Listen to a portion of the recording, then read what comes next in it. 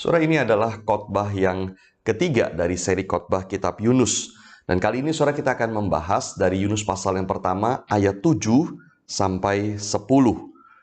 Yunus pasal pertama ayat 7 sampai 10, saya bacakan demikian firman Tuhan. Lalu berkatalah mereka satu sama lain, marilah kita buang undi supaya kita mengetahui karena siapa kita ditimpa oleh malapetaka ini.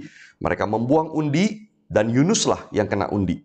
Berkatalah mereka kepadanya, beritahukan kepada kami karena siapa kita ditimpa oleh malapetaka ini, apa pekerjaanmu dan dari mana engkau datang, apa negerimu dan dari bangsa manakah engkau? Sautnya kepada mereka, aku seorang Ibrani. Aku takut akan Tuhan, Allah yang empunya langit, yang telah menjadikan lautan dan daratan. Orang-orang itu menjadi sangat takut, lalu berkata kepadanya, apa yang telah kau perbuat? Sebab orang-orang itu mengetahui bahwa ia melarikan diri jauh dari hadapan Tuhan. Hal itu telah diberitahukannya kepada mereka. Sampai semikian jauh saudara kita membaca bagian firman Tuhan. Nah, sedikit introduksi bagi saudara yang tidak terlalu familiar dengan kitab Yunus, atau saudara belum mengikuti khotbah yang pertama dan yang kedua. Nah, saudara, Yunus adalah nabi yang diperintahkan oleh Tuhan untuk pergi ke Niniwe, sebuah kota penting di dalam kerajaan Asyur, dengan tujuan memperingatkan mereka akan penghakiman Tuhan. Tetapi saudara, bagi Yunus perintah itu tidak masuk akal, karena Niniwe adalah tempat bangsa yang bukan orang Yahudi, bukan orang Israel. Mereka tidak mengenal Tuhan, bahkan terkenal sebagai bangsa yang jahat. Maka Yunus tidak mau pergi ke sana, dan kemudian dia lari pergi jauh naik kapal ke Tarsis, jauh dari hadapan Tuhan. Tetapi saudara, di tengah jalan, kemudian Tuhan mengirimkan badai besar di tengah laut itu untuk menghentikan Yunus dan memanggil dia untuk kembali kepada Tuhan. Saudara, maka Yunus adalah nabi yang sangat kontroversial. Dia nabi, tetapi dia menolak panggilan Tuhan menyampaikan firman Tuhan kepada orang Niniwe. Dia nabi, tetapi justru lari meninggalkan Tuhan. Nah, saudara, tetapi kisah Yunus juga menunjukkan anugerah Allah yang luar biasa. Karena Allah tidak melepaskan Yunus. Dia memegang Yunus dengan anugerahnya. Dengan banyak cara Tuhan memanggil Yunus untuk kembali kepada Tuhan. Nah, saudara, sampai di bagian yang kita baca kali ini, paling tidak Tuhan sudah memanggil Yunus dengan 3 cara. Yang pertama, saudara, jelas lewat badai yang mengamuk di tengah laut itu. Seakan-akan Tuhan berseru dan berkata kepada Yunus, ini aku memanggilmu, kembalilah. Tetapi Yunus tidak peduli dan tidak mau mendengarkan itu. Dan yang kedua, saudara, adalah lewat orang yang tidak mengenal Tuhan, para awak kapal. Saudara, nakoda kapal itu datang kepada Yunus dan menegur dia untuk berdoa. Dia berkata, berserulah kepada Allahmu. Nah, seakan-akan saudara dia berkata begini, engkau punya Allah bukan? Berseru kepada Allahmu. Saudara, ironis sekali bahwa Yunus nabi Tuhan ini sudah tidak berdoa kepada Tuhan. Saudara, maka Tuhan menegur dia melalui orang-orang yang tidak mengenal Tuhan, supaya dia mau bicara lagi dengan Tuhan. Tapi Yunus masih kemudian tidak mau mendengar panggilan itu. Maka yang ketiga, saudara, di dalam bagian yang kita baca ini, para awak kapal kemudian membuang undi untuk mengetahui siapa yang menjadi penyebab malapetaka badai di tengah laut itu. Dan saudara, sampai di titik itu, seharusnya Yunus kemudian mengaku, sudahlah, tidak usah buang undi, ini pasti aku penyebabnya. Tetapi Yunus diam. Dia tidak berkata apa-apa. Nah, saya kira, saudara, mengapa Yunus diam adalah karena dia masih tidak percaya Tuhan yang memanggil dia melalui badai itu. Dia masih tidak percaya bahwa Tuhan sedang mengejar dia. Sampai ketika hasil undi menunjuk kepada dia, baru Yunus sadar dia tidak bisa lari dari Tuhan. Nah, saudara, begitu Yunus kena undi, para awak kapal itu kemudian mengejar Yunus dengan beberapa pertanyaan yang terlihat sangat mendasar. Apa pekerjaanmu? Lalu kemudian, dari mana engkau datang? Atau tepatnya apa negerimu? Dan yang ketiga, dari bangsa manakah engkau? Saudara, ketiga pertanyaan ini sebetulnya sama sekali bukan pertanyaan karena mereka ingin kenalan, mengenal Yunus. Saudara, jangan lupa mereka sedang berada di tengah-tengah badai yang besar di tengah laut dan mengancam nyawa mereka. Mereka bukan ingin kenalan, tetapi concern mereka adalah siapa penyebab malapetaka ini. Nah, saudara, orang-orang zaman itu punya konsep supranatural yang sangat kuat. Ketika ada ketakutan, ketika ada ancaman, pikiran mereka langsung bahwa pasti ada Allah yang marah. Maka kita lihat saudara di dalam Yunus pasal yang pertama bagian sebelumnya, ketika badai itu tiba, semua awak kapal itu berseru, berdoa kepada Allahnya masing-masing, karena mereka berpikir barangkali salah satu Allah itu marah. Dan barangkali salah satu Allah itulah yang mengirimkan badai di tengah laut itu pada mereka. Dan barangkali dengan berseru kepada Allah itu, dia kemudian mengasihani mereka. Saudara, orang-orang ini, mereka memang tidak mengenal Tuhan yang benar. Tetapi mereka punya Allah masing-masing yang mereka takuti dan layani dan mereka yakini berperan di dalam kehidupan mereka. Maka saudara, pertanyaan mereka tentang siapa Yunus, apa pekerjaanmu, dari mana engkau, dari bangsa mana engkau, semua pertanyaan itu sebetulnya hanyalah menuju kepada satu pertanyaan. Siapa Allahmu? Siapa Allahmu? Dan itu yang penting bagi mereka. Karena Yunuslah yang kena undi, maka mereka perlu tahu siapa Allahnya Yunus yang menyebabkan badai ini. Apa yang Yunus lakukan sehingga menyebabkan Allah memberikan badai ini. Dan apa yang bisa dilakukan saat itu sehingga Allah mau menghentikan badai ini. Nah, saudara perhatikan jawaban Yunus. Yunus tahu saudara maksud pertanyaan mereka adalah siapa Allahmu? Maka dia menjawab begini, aku takut akan Tuhan. Nah, saudara, istilah takut di sini mungkin sebaiknya diterjemahkan worship, aku beribadah kepada Tuhan. Dan perhatikan istilah Tuhan, pakai huruf besar semua di dalam Alkitab kita bahasa Indonesia. Itu berarti saudara yang disebutkan adalah nama pribadi Allah, yaitu Yahweh. Jadi Yunus berkata begini, aku beribadah kepada Yahweh, atau aku menyembah, aku adalah hamba dari Yahweh. Dan Yunus menjelaskan bahwa Yahweh itu adalah yang empunya langit, yang menjadikan lautan dan daratan. Nah, saudara, ini menjawab pertanyaan mereka, siapa Allahmu? Dia menjawab, Allahku adalah Yahweh yang empunya langit, yang menjadikan lautan dan daratan. Saudara, ini jawaban yang luar biasa. Maka di ayat yang ke-10, saudara, dikatakan mendengar jawaban Yunus, orang-orang ini menjadi sangat takut.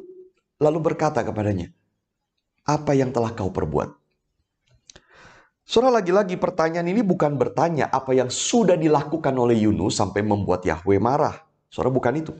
Karena disambung bahwa orang-orang itu bertanya pertanyaan itu karena mereka tahu bahwa Yunus melarikan diri jauh dari hadapan Tuhan. Yunus sudah beritahu mereka soal itu. Dan justru karena mereka tahu apa yang Yunus lakukan, lari dari Yahweh, maka mereka tanya, apa yang telah kau perbuat? Saudara, kalau saya pakai istilah lain, kurang lebih pertanyaan mereka adalah begini. Apakah engkau sudah gila, Yunus? Tidak tahukah engkau apa yang kau lakukan ini? Berani-beraninya engkau lari dari Tuhan yang empunya langit, yang menjadikan lautan dan daratan. Sudah gilakah engkau? Atau kalau lebih singkat, saudara, are you crazy or what? Sudah gilakah kamu berani lari dari Allah yang seperti ini? Saudara, tapi perhatikan juga, sebelum Yunus berkata, aku takut akan Yahweh yang empunya langit, yang menjadikan lautan dan daratan. Kalimat sebelumnya, kalimat pertama saudara yang dia sebutkan adalah, aku seorang Ibrani, atau aku seorang bangsa Israel. Dan ini signifikan, saudara. Saudara, Yunus tahu bahwa pertanyaan mereka adalah tentang siapa Allahnya. Tetapi sebelum menjawab itu, bagi Yunus yang terpenting adalah menegaskan, aku seorang Ibrani. Dan sesungguhnya, saudara, itulah yang menentukan bukan saja identitas Yunus, tetapi juga alasan mengapa dia berani lari dari Tuhan. Saudara, dia orang Ibrani. Dan dia tidak sudi diutus pergi ke Niniwe, kota orang Asyur yang adalah musuh bangsa Israel, sekalipun Tuhan yang suruh. Dia adalah orang Ibrani. Dan dia tidak suka kalau ada orang yang bukan bangsa Israel kemudian bertobat dan diampuni dosanya. Sekalipun Tuhan mau lakukan itu. Dia tidak suka. Maka bagi Yunus, saudara, identitas dia sebagai orang Ibrani itu lebih penting daripada identitas dia sebagai orang yang beribadah kepada Yahweh. Saudara, apa yang terjadi kepada Yunus? Bagi dia, saudara, hubungannya dengan Tuhan sebagai orang yang beribadah kepada Tuhan itu bukan yang utama. Yunus tidak membiarkan kehendak dan kasih Tuhan itu menentukan arah hidupnya. Karena bagi Yunus, dirinya sebagai orang Ibrani itu sangat penting, bahkan bisa lebih penting daripada dirinya sebagai orang yang beribadah kepada Yahweh yang empunya langit yang menjadikan lautan dan daratan. Dan itu sebabnya Yunus berani lari dari Tuhan. Tetapi saudara, bagi para awak kapal yang tidak mengenal Tuhan ini, mereka tidak habis pikir Yunus berani lakukan itu. Are you crazy or what? Sudah gilakah engkau berani lakukan itu kepada Tuhan yang seperti itu? Tapi saudara, saya berpikir, bukankah ini banyak terjadi juga di antara kita? Kehendak Tuhan dan kasih Tuhan tidak kita biarkan menguasai hati kita dan menentukan arah hidup kita. Dan bagi kita, Tuhan seringkali bukan yang utama. Sekalipun kita berkata, kita takut kepada Tuhan, kita menyembah Tuhan. Maka pertanyaannya, hal apa kalau begitu yang menentukan arah hidup kita dan yang menjadi utama bagi kita?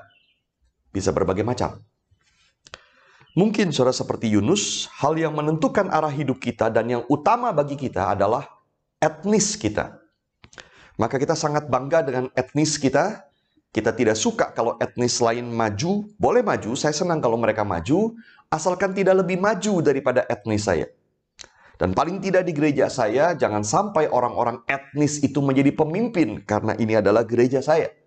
Nah, saya terbeban, saya tergerak ketika mendengar orang etnis saya bertobat. Tapi saya biasa saja ketika mendengar orang etnis lain bertobat. Saudara, maka apa yang utama sebetulnya dalam pikiran kita? Apa yang mengatur kita bertindak, berkata-kata, mengambil keputusan? Seringkali bukan hubungan kita dengan Tuhan. Atau mungkin saudara, bagi kita hal yang menentukan arah hidup dan yang utama itu adalah harta. Dan keputusan kita ditentukan oleh mana yang lebih menguntungkan. Kita meletakkan rasa aman kita, rasa percaya diri kita, kebanggaan kita kepada apa yang kita miliki, bahkan kadang-kadang kepada apa yang bisa kita persembahkan. Dan kita tidak mau mengambil keputusan yang kemudian membuat kita keluar dari comfort zone kita secara ekonomi.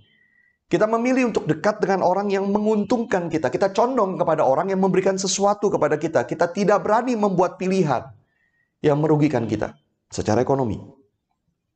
Atau mungkin saudara, bagi kita yang menentukan dan yang utama adalah keberhasilan kita di dalam pelayanan.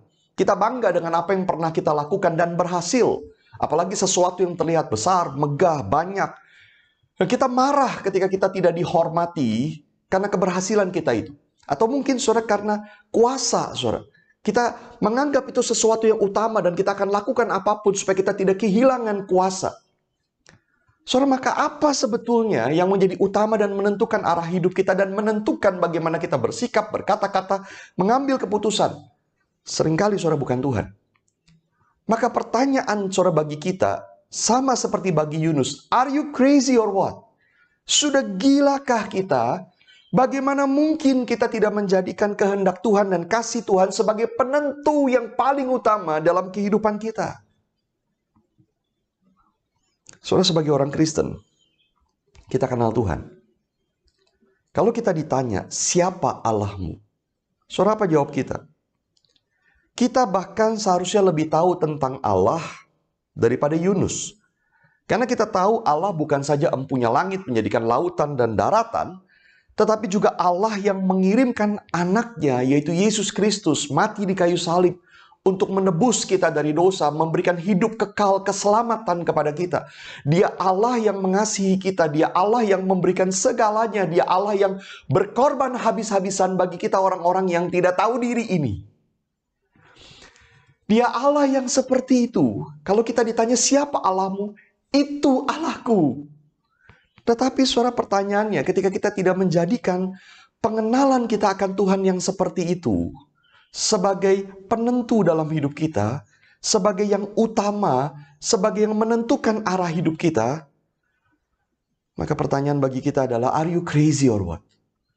Sudah gilakah engkau sehingga menjadikan yang lain sebagai penentu hidupmu, yang utama bagimu?